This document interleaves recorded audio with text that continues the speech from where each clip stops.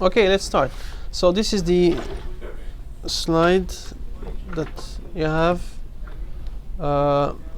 We've seen last time how to work with one-dimensional array, which, if you remember, was what is a one-dimensional array? Okay, so now we're going to we've seen how to use one-dimensional array using some for loops and to put different values inside of that array. We learned also how to get some values from that array. Now we're going to see how to work with two-dimensional arrays, because sometimes we have a lot of data. Sometimes we would like to work with matrices, and those matrices, then we need to have a representation of them. Like this is what we're going to be looking at today. So we call them two-dimensional arrays because these have like two dimensions, a row and a column. Before, which, as you said, as Muhammad said, we were like having all our values in only one row, but we can have more than one row, so we can have like a row and a column, and this is the two-dimensional array. Actually, you can have more than two-dimensional array. We can have three-dimensional arrays, 4, 5, whatever dimensional arrays, because it just depends on how much memory is available on your computer, because every time you declare some things going in the memory. I'm going to talk about it later on, but just now let's focus on just two-dimensional arrays, and we're going to see how to declare them, how to work with them, how to put some values, get some values, and how to initialize them, which is a bit the different ways in order to do that, and we're going to be looking at that. The last thing is this ragged 2D arrays. It's some sort of a very special case of two-dimensional arrays. We're going to look at them inshallah later on. So this is some sort of a two-dimensional array when we have a lot of different information that you would like to keep and store. So let's say we have like different students. How many students? 7 and 5 weeks. And we'd like to know, I mean, the score of each student for each week. So we have something like this. So how can we then access these? Well, basically the same idea. We just go to this student 0 and week 1. So we go for these rows and columns. Okay, so the row 0, row 1, and so on, and then the columns. So this is how we get each of those values. So the same thing is going to be used, but this time in Java. How can we just specify this is the row, this is the column? Well, it's very simple. Actually, we are going to be using this way of this representation. I have this, let's put it here, so it's going to be. So if you see this one over here, when you have this row, these braces, where is my mouse? Okay, so I can use the pen as well. So when you have this is the row and this is the column. So I can put the number of the row, the number of the column, and then this will appear as I wish. So I can, for example, put something like this, which means this one over here. And 1, 2, and 2, 1. Yes. Row, column. This is the row number 2. So we go to the row number 2, and then the column number 1, and this is then the intersection. So we don't start with it's row. I think this one is much better. It doesn't want to disappear. Where is that? Okay, now because I'm using remote desktop, it's just not showing everything. Let's go back to presentation. So anyway, we start with the rows first. Okay, this is very important. When you have this is the row number, then the column number. These are the row numbers. Okay, because these are the row numbers. This is the first row, and this is the second row, and so on. And the third one. Okay, so every time we just start with this row, then the column. This is the main thing that you need to remember. So we've seen, like, for example, this one, 2, 1. This is 2, the row number 2 and the column number 1. Okay? Any questions?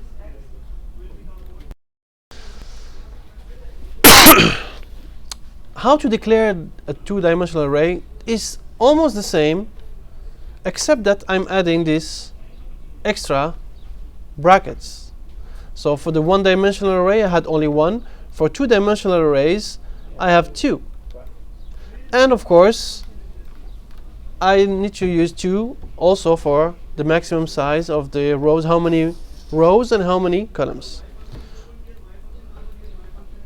So this is how it works.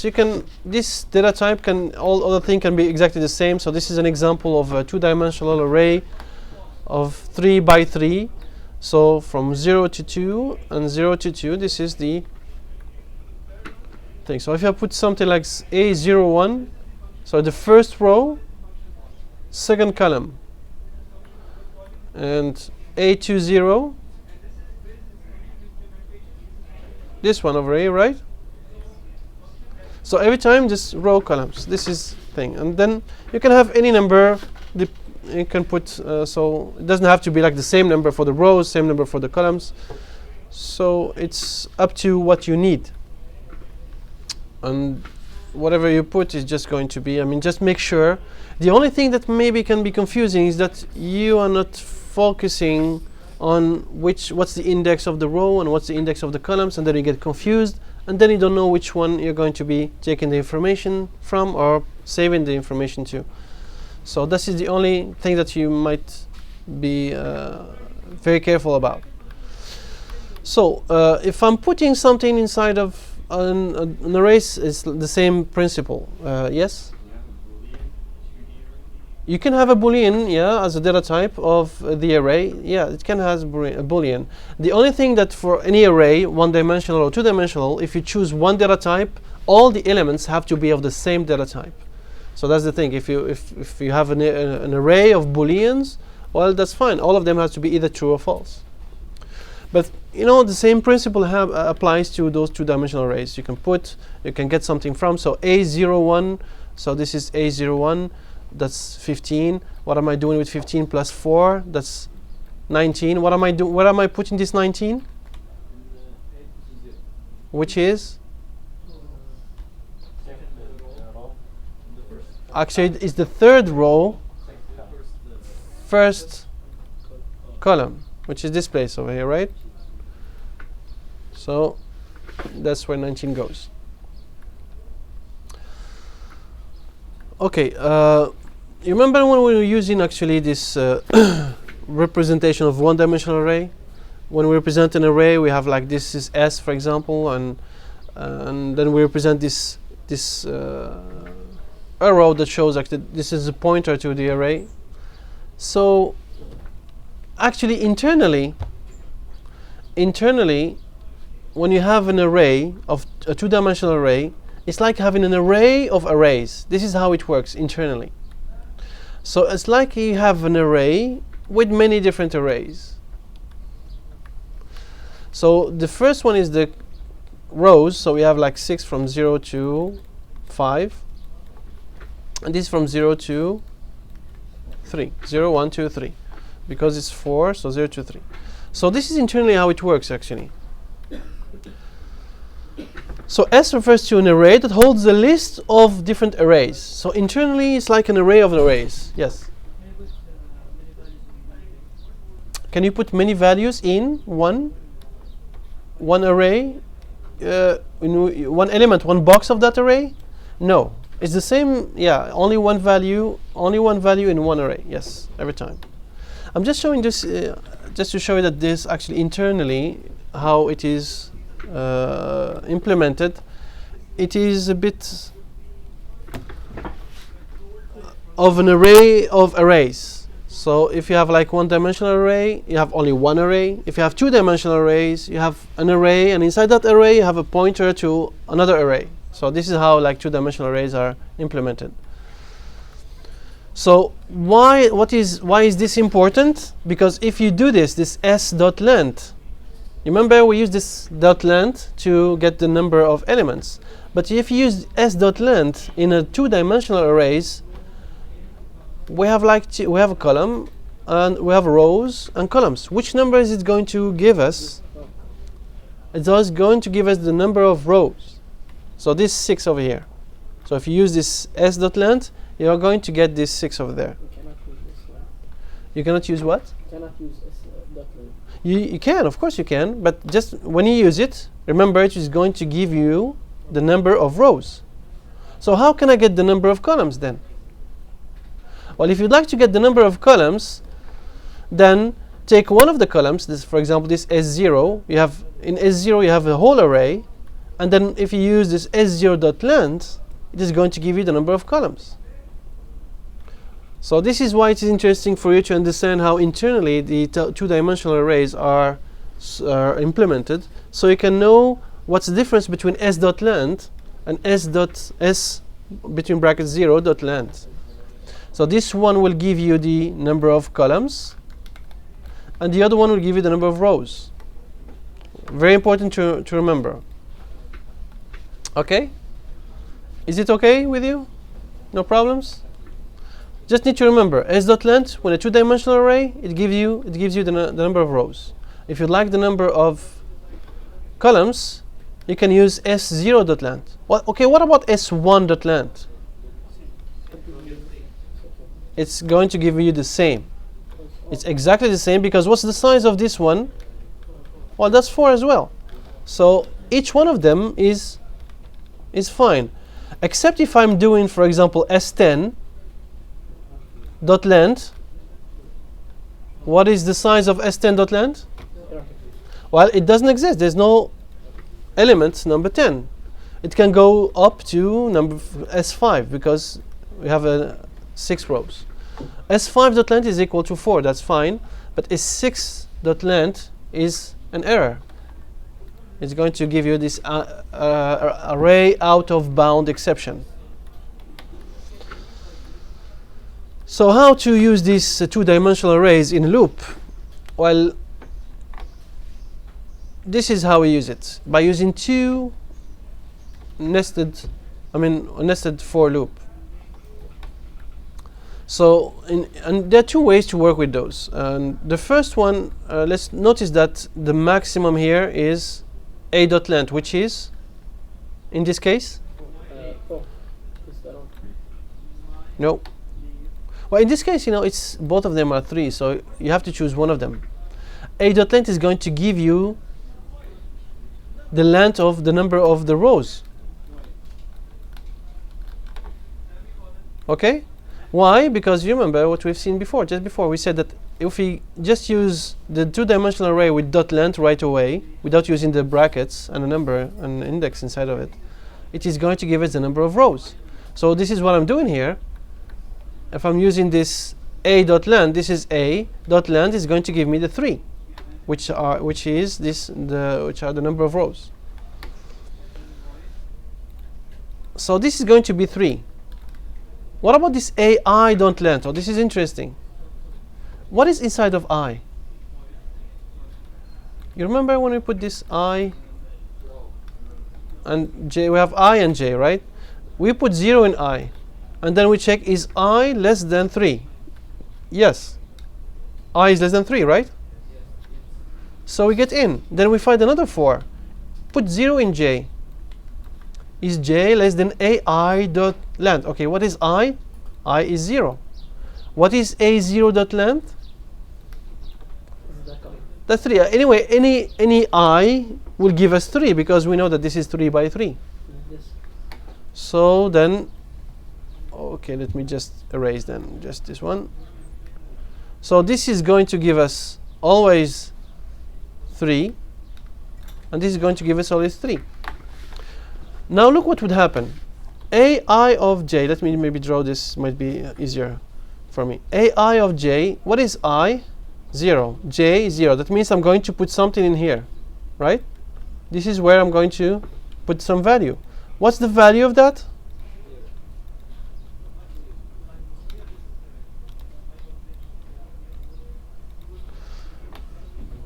I, what is I?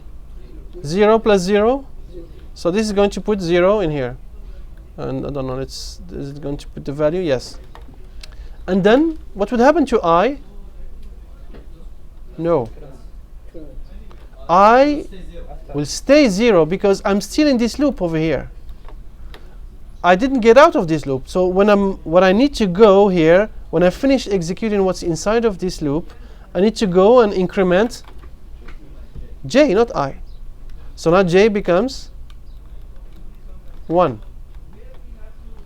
And then I'm asking, is j less than 3? Yes. So I'm getting inside a 0, 1. So this is the box this is a0, this is 1. This is the box I'm going to put something inside of it, right? So this is going to be equal to 0 plus 1. And so this is going to be 1. And then j becomes 2. 2 less than 3. Yes, get inside. 0, 2 displace. I'm going to put 0 plus 2. That's going to be 2. Now this is where it's interesting. What will happen next is that I'm incrementing j anyway. So this is becoming 3. After that, I'm going to ask the question, is 3 less than 3? The answer is no. So I get out of this loop, and that's it. There's nothing else to do. So I need to go up. And the first thing I'm doing when I go up, increment I. And notice what's happening after I increment I. So I just mistakenly, yeah. So it was 3 here, right? And I was 0. Now I becomes 1. So 0 is gone. And this is 3. I'm asking every time, I'm asking the question, is I less than 3? I less than 3, yes, I get inside. What would happen from here? The first thing I need to do is put 0 inside of j. So it was 3 before, now it's not 3 anymore. Let's put 0 inside of j. So now it's 0. And I'm asking the question, is 0 less than 3? Yes, get inside. AI, what is AI? I is 1. So 1 and j is 0, which means I'm here now at this place, and I'm going to be putting something. 1 plus 0, so it's going to be 1. And so on. Then I'm going to be, j becomes 1, 1 plus 1, and then j becomes 2, 1 plus 2, and j becomes 3. 3 less than 3, no, I got up, and I becomes 2, and so on, until I complete all of these. And then at this stage, I is equal to 2, and j is equal to 2.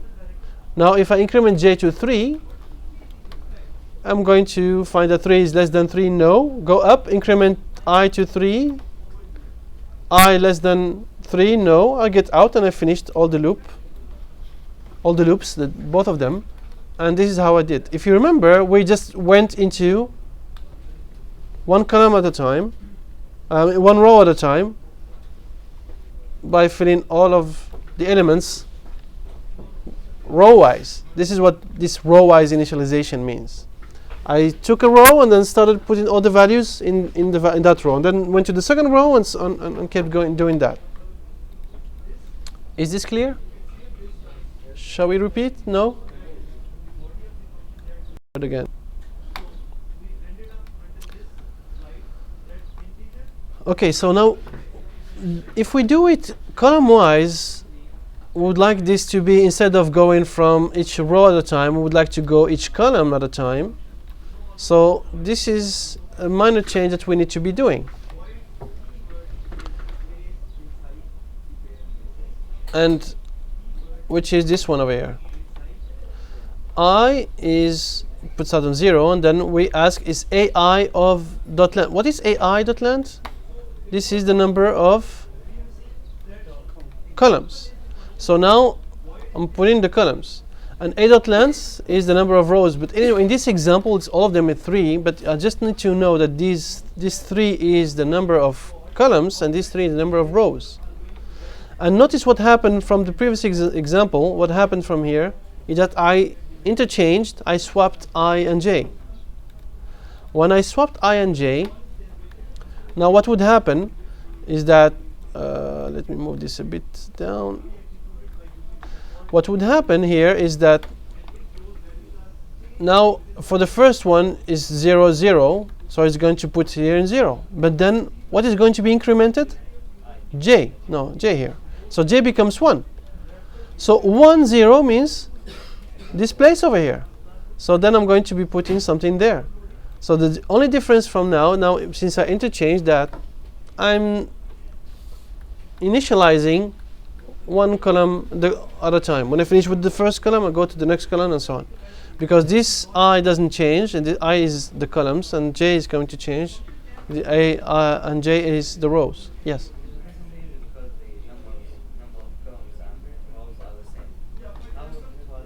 Actually, I think it's more confusing because it's the same. I think I should probably change that example to something less confusing, with something like, for example, for 2 or less, because you can see clearly that this is not exactly the same number. I mean, you don't get confused to which one is the rows, which one is the numbers. This will work with any size of the array. Why? Because we will just take what number of rows and number of columns. This is the number of columns, and this is the number of rows from this declaration over here. So whatever you put there, it is going to be reflected in this loop. So it will work with any number. Yes? Okay? If you'd like to put the value, that's a good question. Instead of having this, what you're going to be putting, well, kb dot, for example, we used to use kb like the scanner class. Well, kb dot next whatever you want like to be, because this is int, so it should be next int. Right? Well, that's very hard to write with the mouse on the screen. So it should be something like this. Now what you're doing, you're filling your array column-wise, but from values given by the user.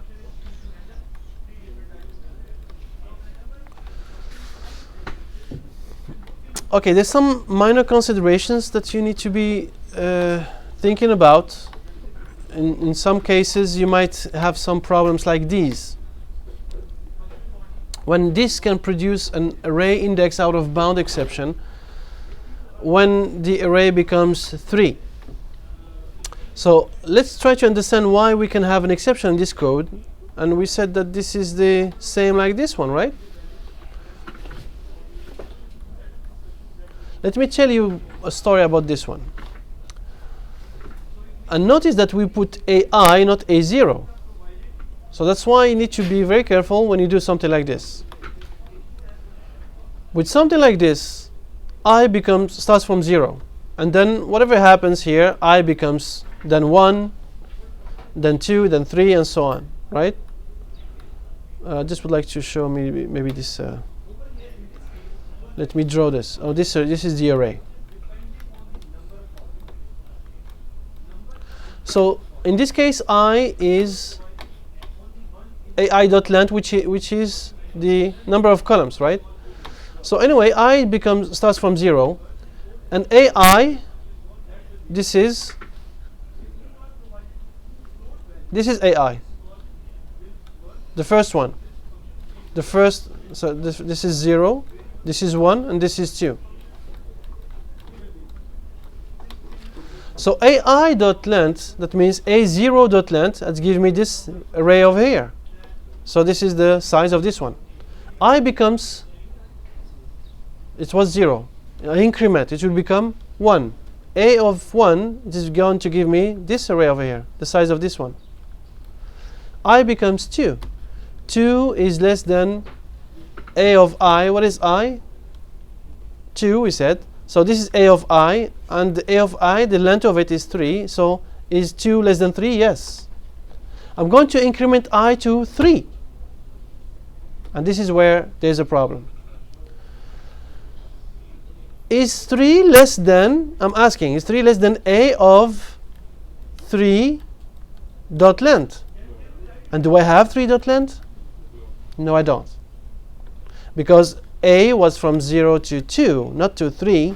So I'm not having any 3. This is my problem. I mean, I don't have any third array to check. And if I'm doing this, then I'm having an array out of bound exception. So in this, it should be something like, for example, 0 in this case. It will work. So we know that A0 exists.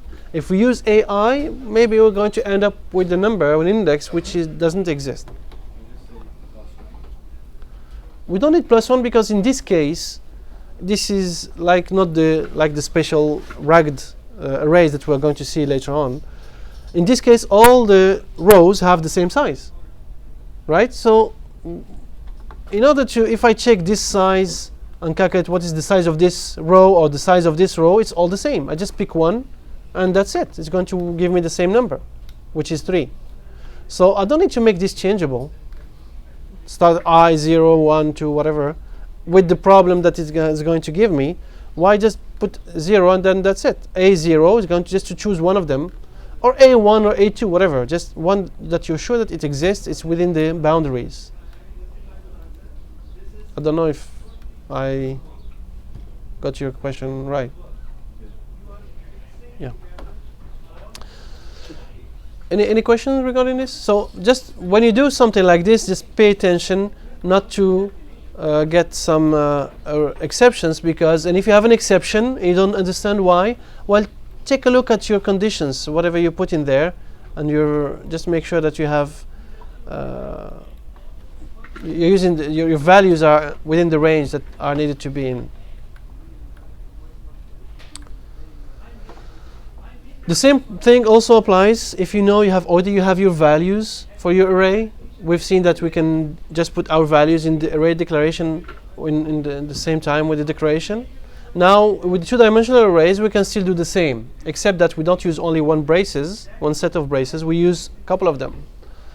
So you see that this means this is the first row, this is the second row, and this is your array, etc. So all of them are within those two braces. Okay, this is an example. So if you look at this S, for example, so this is the first row, this is going to be converted to this. Even if I did not explicitly specify the size of this array, actually the size is 3 by 3 because of the values that I have put in.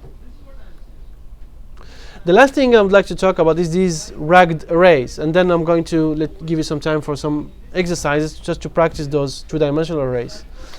Those ragged arrays, these are very special arrays where it gives you some flexibility, but actually it's really needed only in very narrow cases where you'd like to have when you don't have all values for all the columns. Look at this example over here. I'm declaring S as a two-dimensional array. I'm specifying the number of rows but not the number of columns. I left the number of columns without any number. What will happen is that I'm having an array that looks like this. But in order for me to specify what's the size of each one of them, this is mandatory for me to specify the size of each row. So in some cases when I don't have values for all these, I might be using that. But this is a very special case that maybe you might not be seeing that very often. But know that it exists. Yes. It can also exist in three-dimensional array and four and so on. With one-dimensional array, you cannot because you have only one row. So in this one, for example, I can specify for each row what's the size of it, and this is how we can do it. But just you have to be careful when you select, when you specify your indexes. S14, is it okay or not okay? 0, 1, 0, 1, 2, 3, 4. So this is 0, 1, 4. Yes. What about this one? 0, 2, 0. Which one? 0, 1, 2, and this is the one. Okay, what about this one? S24, 0, 1, 2, and then I have 0, 1, 2, 3, 4, so it should be somewhere here, but this doesn't exist because this goes up to 3. With the line 2, it just goes up to 3. I don't need to look for it actually, just I look at 4 and see this more than 3, that's a problem. So this is invalid. S35, same thing. 3, 5, I cannot put the boundaries because I can go up to 4. So these are the ragged arrays, and these are some examples when you can have those ragged arrays declared the same way and just in line with the declaration. And this, as you know, they use when you have different set of records for each row, the number of data is different. So let's do something which is more that you're going to be using, which is how to display a two-dimensional array. We've seen that to display a one-dimensional array, we used one for loop, and we just kept displaying one next to the other. With two-dimensional arrays, we're using two loops, and we're using look at this print, and I'm printing with the space. And after each loop, I'm doing this. And what this does, just go back to the line. So we don't go back to the line after each element, and then when we reach all of them, we're finished. Just go back to the line, and then go again and do it. So this is, you can try this and see it running, actually. There's some other different type of implementation processing that I can be doing with those two-dimensional arrays. This is an example when you can, for example, we're calculating the sum of all the elements of the row, and then so we have, like, for example, this S is, and I have two arrays, one two-dimensional and the other one is one-dimensional array. And you can see that I'm just putting some values in the first one, and the other one, AVG, stands for average. I'm going to calculate the average of each row. So what this algorithm is doing, what this program is doing, is just taking the sum of each rows and then divide that by the number of elements, and then it gives you the average of that row. So this is how, if you have a lot of, for example, we have many students, many grades, and we'd like to write a program that will calculate all the grades and display them for all the students, and we can just do that using this example. More details in this. You have some suggested exercises here. You have to try to go through this one. It's an interesting exercise, plus the ones that you have at the end of this one over here. So what I'd like you to be doing now, I mean, just go for this exercise now, and before doing this, just try the previous one that displays something. We're going to be using whatever we used before. So let's meet.